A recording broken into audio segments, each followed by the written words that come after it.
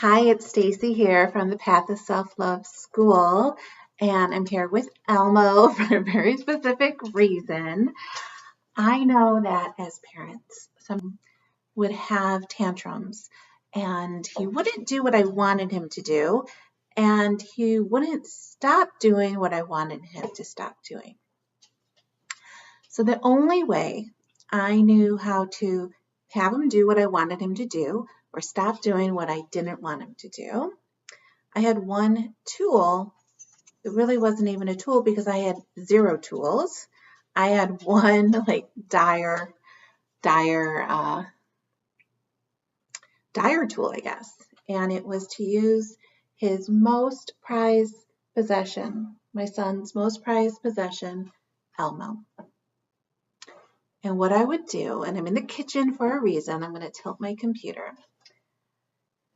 And what I would do, and I don't even like admitting it, but what I would do when I wanted him to do something or stop something is I would take his Elmo. Let's see if I can do this. I would take his Elmo and I would dangle it over. Dangle it over the garbage. And I would threaten to throw Elmo in the garbage.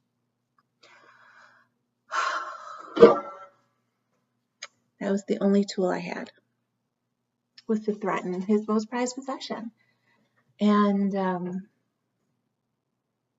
so obviously I needed tools. And one day, so this, when I was just starting my Path of Self-Love journey, and I was learning about self-care in a whole new, different way. And I was learning about making sure that I receive exactly what I wanted to receive. And so I was doing this practice. My dog, do you want to see the video too? Good. No. Okay. So I was doing this practice every morning, and I'd love for you to do this with me. Hand on your heart, close your eyes. For real now, close your eyes. Take a breath. You ask your inner wisdom, your inner knowing, what do I need to receive today? And to listen, not from your head, but from your heart, on what you need to receive. And I was doing this every day. It was a morning practice. I was doing this every day before I got out of bed. Hand on heart, what do I need to receive today? What do I need? Listening, and then making sure I gave myself that. And so one day, when my son was having a tantrum, instead of dangling Elmo over the trash, I got down on my knees, and this wasn't intentional. Like, I wasn't like, okay, I'm doing a raising children to love themselves self-love tool, right? But I got down on my knees, and I looked him in the eyes, and I said, what do you need right now? What do you need right now? Right? Instead of dangling Elmo, I got down on my knees and I said, what do you need right now? And he looked at me and he'd been crying, and then he said, I need to not take a bath. The water makes my skin itchy.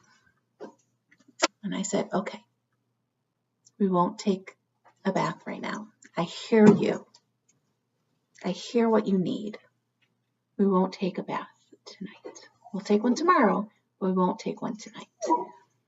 And he nodded his head and he said, okay, thank you, Mommy. And we hugged. And it was like, everything about the situation just calmed down by me asking those simple words, which I give to you today. First, for yourself, closing your eyes, hand on your heart. What do I need to receive today? Really listening and giving yourself that. And then a tool to use with your children when they're upset, when they're angry, when they don't know what to do, when they're frustrated, or even if they're having a tantrum. Slowing everything down, looking in their eyes if they let you, and just asking them, what do you need? What do you need right now? And listening. So that's my invitation. Try it out. Self-care practice for you, self-care practice for your children. And if you want to find out more, you can go to teachkidsselflove.com. And I'd love you to share in the comments below if you tried it, if it worked. And it's a practice. So self-love is a path, a practice, and a choice. So I invite you onto this path. I invite you to practice and to remember that it's always a choice to slow down and listen to your heart.